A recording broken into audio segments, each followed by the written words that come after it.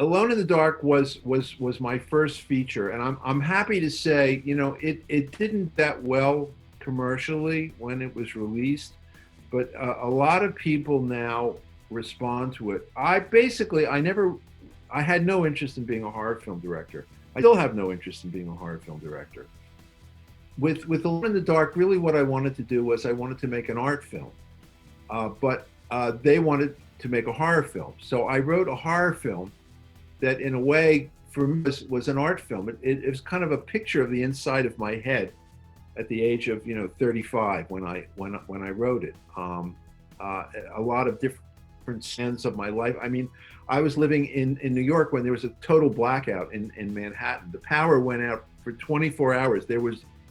Manhattan was complete without power for 24 hours, and it gradually came back, but parts of Manhattan had no electricity for 3 days. So I lived through that when there was rioting and all of that sort of looting and all of that sort of thing.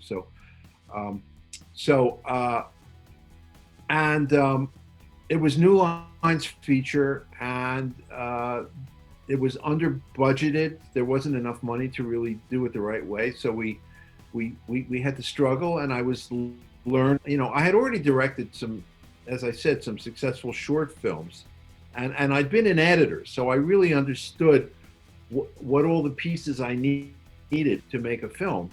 But it was very difficult. We were shooting mostly nights. I was completely exhausted. When we finished the film, I basically went to sleep and I woke up 3 days later. I mean, I've never been so exhausted in my life.